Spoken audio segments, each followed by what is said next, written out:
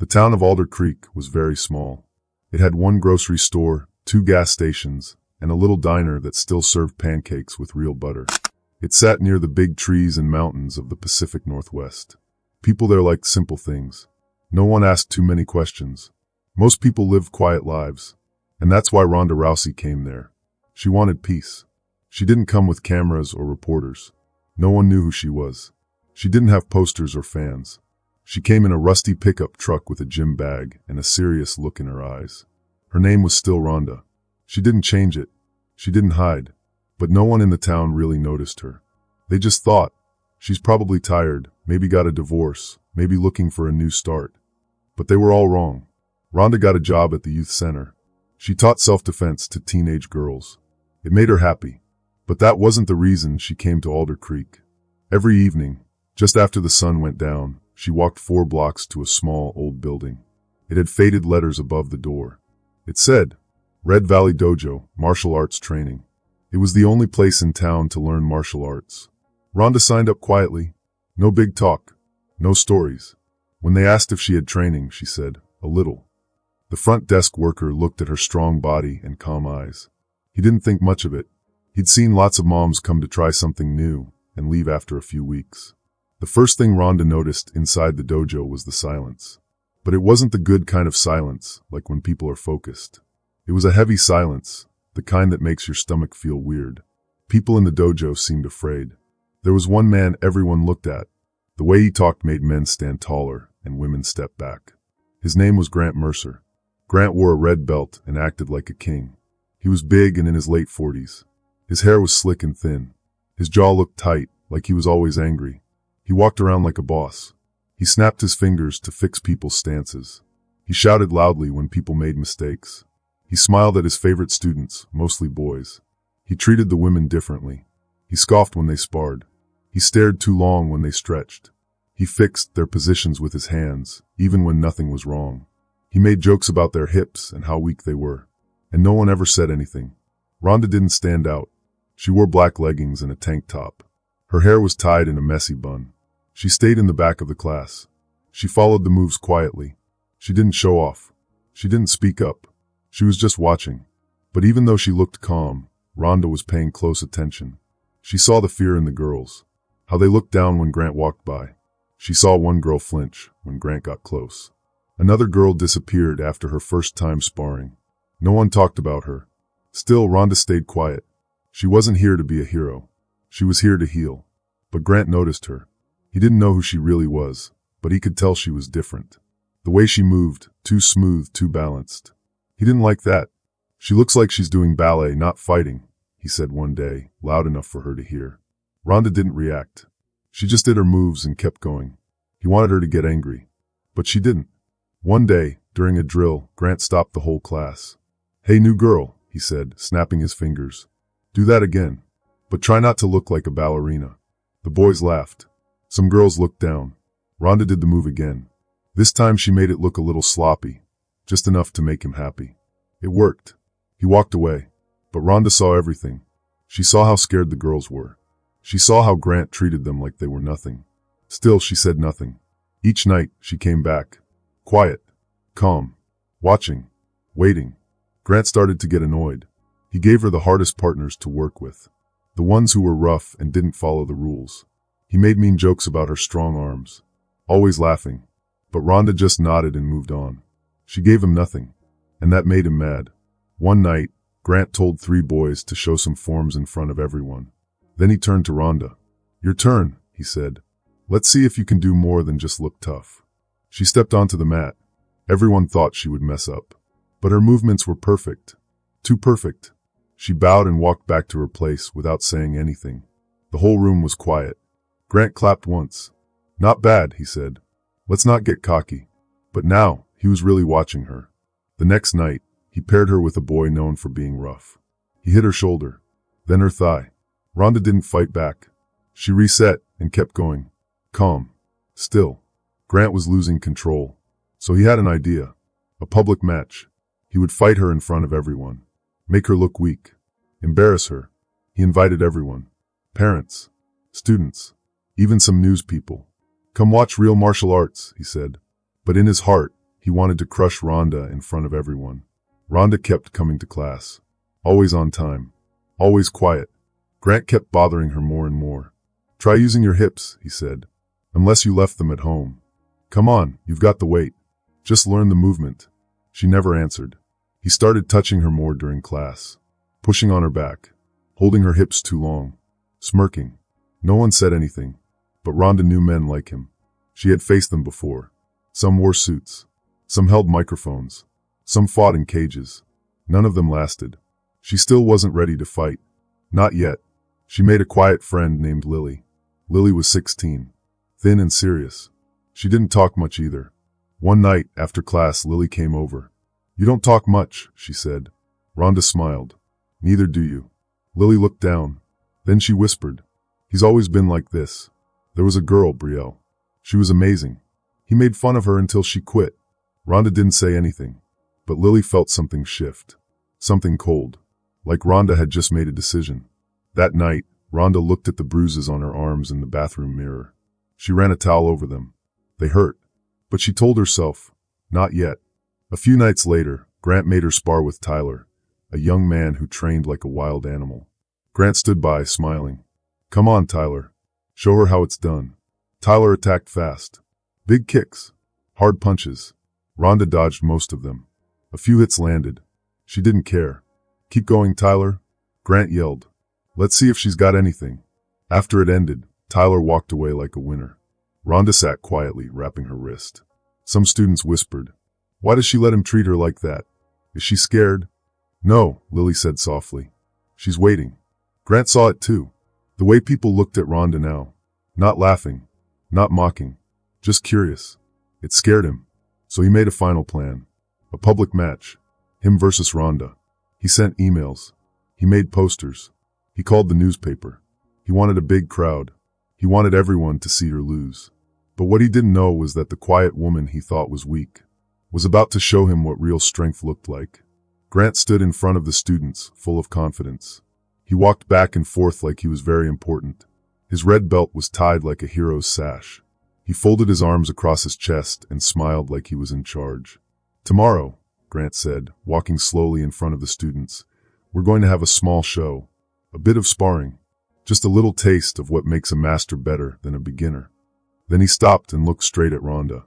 He pointed at her and said, "And I think our most determined beginner should be the one to show what she's learned." The room became quiet.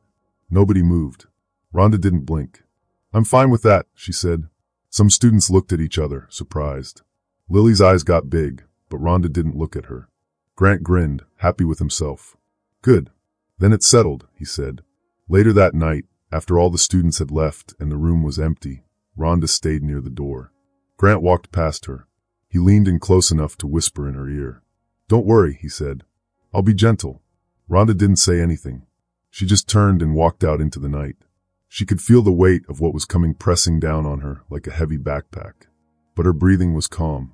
Her body was relaxed. When she got home, she went to her small closet.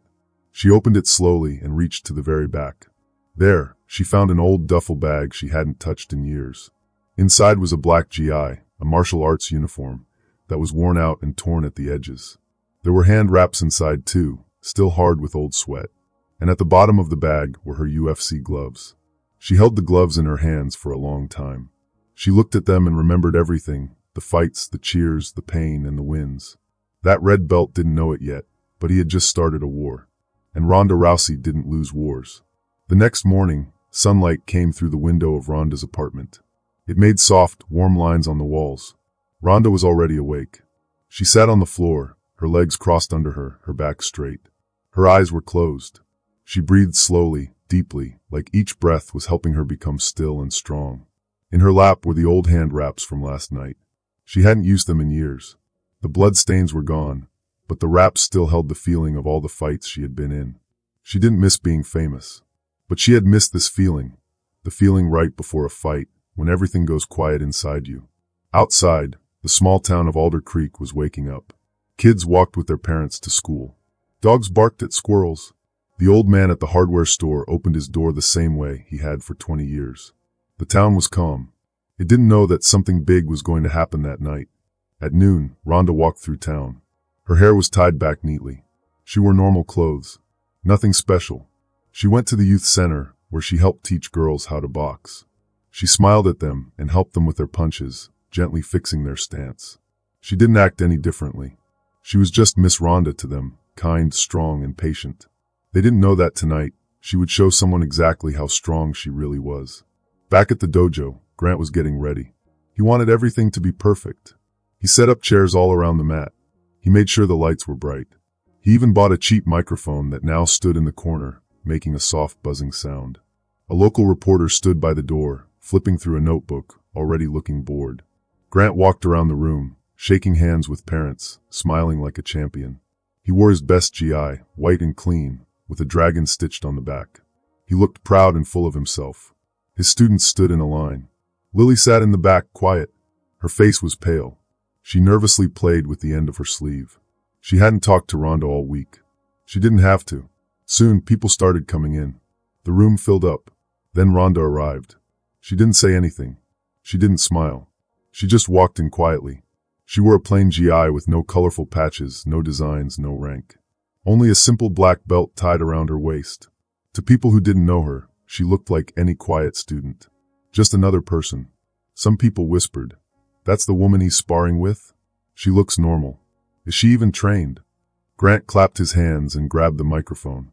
"Ladies and gentlemen," he said, his voice echoing in the room, "thank you all for coming to this special event. Tonight is about showing real martial arts, control, skill, and power. And of course, humility." He smirked. What better way to show that than a little sparring between teacher and student? He turned to Ronda and said loudly, "Miss Rousey, are you ready?" Ronda walked onto the mat and gave a small nod. She didn't talk. She didn't need to. "Remember," Grant said, facing the crowd, "this is not a real fight. It's just for fun. I'll go easy. We don't want anyone getting hurt." People laughed a little. The two bowed. Then everything went quiet. Grant started with fancy moves. He moved fast, kicking high and stopping right before hitting her. He spun around, making his moves look flashy. He smiled at the crowd as if saying, "See how good I am?" Ronda didn't move. She stood still, her eyes locked on him. She was watching carefully. Grant walked around her like a lion, his voice smug. "This is what control looks like," he said, throwing a quick combo of punches that passed near her. Ronda took one small step back. That was it. Grant missed his next move by a big space. He kept going, now faster. He kicked low, then high, then faked an elbow. But none of it landed. Ronda barely moved, but always at the perfect time. Like a shadow just out of reach. The room started to go quiet. People didn't understand what they were seeing. Grant started to get annoyed. His feet thumped louder on the mat. He attacked again, harder this time. He wasn't just showing off anymore. He was trying to hit her. He threw a punch at her middle. Ronda twisted. The punch missed. His hand barely touched her GI. His face turned red. "Come on," he shouted. "Are you scared to hit back?" Ronda's face stayed calm. Her eyes were focused like a laser. She could see everything, his weak stance, his heavy breathing, his growing anger. The crowd held their breath. Lily sat up straighter. She was watching every second. Grant growled and charged forward. He really wanted to land a punch now. But Ronda was already out of the way. She moved just enough so his fist cut through the air. He spun into a heel kick, fast and strong. Ronda turned slightly. The kick missed by inches. Grant landed off balance. Sweat ran down his face. "What is this?" he yelled. "Fight me." Then for the first time Ronda spoke. Her voice was soft and calm. "I thought this was just a demonstration." Grant yelled and rushed at her again. The crowd gasped. Ronda stepped aside. Grant's body went too far and stumbled. He barely caught himself and turned back around, angry. He punched again. Missed. He punched again. Missed. Over and over, Ronda didn't even block. She just moved at the right time. She hadn't thrown a single punch yet. People in the chairs leaned forward. Some pulled out their phones. They started recording. She's not even trying. She's not scared of him. Who is she? Grant's whole GI was soaked with sweat. His movements weren't smooth anymore. He looked tired, sloppy, and angry. The proud red belt had forgotten his own lessons. He wasn't showing control anymore. He was just trying to win. He threw one more desperate elbow. Ronda ducked under it. And finally she moved. Not fast, not loud, just a small step. But it changed the whole room. She wasn't just watching anymore. Grant ran at her again, angry, his teeth tight, his hands open like claws. For a second, Ronda moved with him, guiding him a little. Then, she turned quickly and gently touched the back of his knee. Just a light tap. But that was enough. Grant lost his balance and fell hard onto the floor. The sound was loud, like a firecracker. Everyone gasped. Grant lay there, shocked, eyes wide open, chest going up and down. Ronda stood tall and calm. The room was super quiet. Then Lily stood up. She started to clap. One by one, more people clapped too. Soon, the whole dojo was full of clapping, like waves of the ocean. Grant looked at the ceiling. His pride was gone. All the students, parents, and guests he had invited to watch his big win saw him lose. Ronda looked at him, not with a smile, not with pride, but with sadness. She turned and walked to the side of the mat. She didn't bow. She didn't pose. She just walked away like a storm that had passed and changed everything. For the first time anyone could remember, Grant Mercer didn't say anything. He sat on the edge of the mat, elbows on his knees, head down. Sweat ran down his face. The clapping still echoed, but it wasn't for him. His students, who always listened to his every word, now looked at him differently.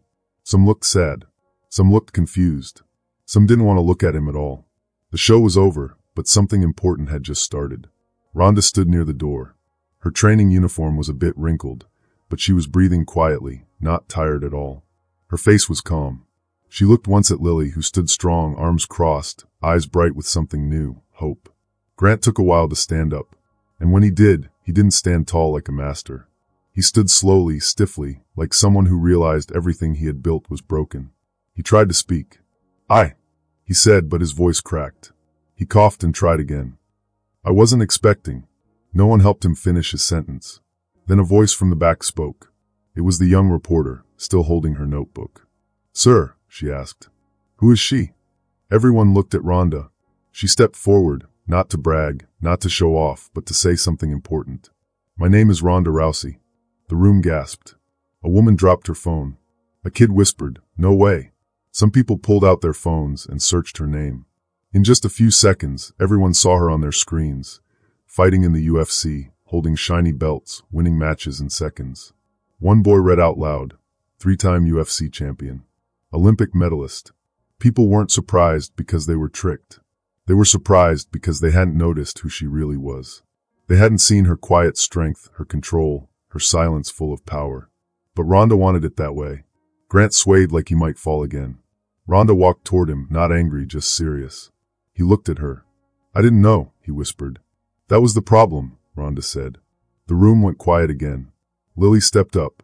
Her voice was clear. She didn't need to be famous for you to respect her. People nodded. Older students looked down, ashamed. Parents looked at each other. Younger girls who used to stay quiet now stood taller. Grant took a deep breath. His voice shook. I was wrong, he whispered. Then louder, I was wrong. He looked at the crowd. I let my pride take over. I thought being strict meant being strong. I judged people without knowing them. I was wrong. Then he looked at Ronda. I owe you a big apology. Not because you're famous, but because you stayed when I was unfair. Ronda didn't speak right away. She looked at him seriously. Then she said, you owe that apology to everyone. And so Grant did. He said sorry to Lily. He said sorry to a mom who had taken her daughter out of the dojo. He apologized to students of color, to the girls he called weak, to the boys he taught that being mean was being strong. Each apology felt heavier than the last, but he said them all. By the end, his voice cracked, and he wasn't just sweaty, he had tears on his face. Then, Grant untied his red belt. He walked to the center of the mat and put it down. I'll learn it again, he said, but this time the right way. The room was quiet. Then someone started to clap. Slowly. Others joined. This time, the clapping wasn't for Ronda. It was for change. Ronda stood quietly at the edge. She turned to leave. Lily called out, wait. Ronda turned. Lily walked to her, her lips shaking just a little. Thank you. You didn't have to do that. But you did. I didn't do it for thanks, Ronda said softly. I know, Lily smiled. That's why it meant so much. From the back, someone whispered, silent storm. Ronda smiled, just a little, to show she had heard. Outside, the sun was setting behind the trees, and golden light came through the windows. The air smelled like sweat, clean wood, and something new, respect. Ronda stepped out into the evening. Not like a champion, not like a star, but like someone who had taught something important. That true strength doesn't yell. It waits for the right time. And when it acts, it doesn't need to prove anything. It just shows the world what dignity looks like. In the next few days, something changed in the dojo. Not the walls or the floor, but the feeling. The way people looked at each other. The way students and teachers acted. It didn't happen all at once. No big speech. No big sign. But it happened. Grant came back the next day. He didn't wear his red belt or his perfect uniform. He wore sweatpants and a t-shirt. His red belt stayed in his gym bag. When he stepped on the mat, he didn't shout. He nodded at each student. He gave kind advice. He never raised his voice. He didn't make mean jokes. He didn't touch people in strange ways. He didn't act like he knew everything. He moved like someone who was learning again. The kids noticed, especially the girls who used to be scared. They now walked into the dojo with their heads high. They spoke up. They believed they belonged. Grant knew he couldn't fix everything right away. He had hurt people, lost trust, taught the wrong lessons. But he wanted to do better now. He came early to unlock the doors. He stayed late to clean the mats. He read books about being kind and fair. He asked students for honest feedback. One day, he stood in front of the class and said, "I've been training all my life, but last week, I learned more in 10 minutes than in the last 10 years. He wasn't trying to sound smart. He was just being honest. And that made his words powerful. Ronda didn't come back to the dojo for a week. She stayed busy, teaching kids at the youth center, walking around town, eating at her usual diner. People looked at her differently now. Not with curiosity, but with quiet respect. Even people who had never been inside the dojo knew the story. They saw the video. They read the headlines. UFC champion teaches dojo leader a lesson in respect. But Ronda didn't want attention. She said no to interviews and podcasts. She let the noise fade. When she finally returned, it wasn't during class. It was in the early evening, with long shadows on the floor. She wore black leggings and a hoodie. Her hair was tied up neatly. Lily was there alone, practicing slow moves with a wooden staff. Ronda watched quietly, then walked in. Lily turned, smiling. "You're back." "I never really left," Ronda said. They didn't talk much. They didn't need to. Lily handed her the staff, and they moved together. Soft, careful moves, breathing together. No rushing. No force. Later, they sat on the edge of the mat. Lily was out of breath. "You changed everything," she said. "No," Ronda replied. "You did. All of you. But you showed us how." "Maybe," Ronda said. "But this wasn't about me. It was about what this place could become." More changes came. More girls and young kids joined the dojo. Parents brought their daughters proudly. The whole place felt different. Grant, now just another teacher, let students help make decisions. He created a student council. Lily was part of it. Ronda didn't become a full-time teacher. But she agreed to come once a month. Not to teach punches, but to talk about character, respect, and being brave in the right way. At her first talk, the room was full, kids, parents, even new teachers. She spoke calmly. "Martial arts isn't about being the best fighter," she said. "It's about knowing yourself. It's about knowing when to fight and when not to. It's about not letting bad things win." No big words. No loud voice. Just truth. People listened. Grant stood in the back, quiet, listening. After the talk, parents thanked Ronda. One mom said her daughter finally felt safe. Another said her son now asked questions about fairness at home. Ronda smiled politely. Every thank you reminded her why she did it. Not for praise, but for change. Lily, now more confident, started teaching beginner classes. She used what Ronda taught her, not just moves, but calm, kindness, and listening. Kids liked her. They trusted her. They wanted to be like her. One night, after class, Lily saw Ronda near the door. They didn't need words. Lily walked over and hugged her. Ronda was surprised, then hugged back.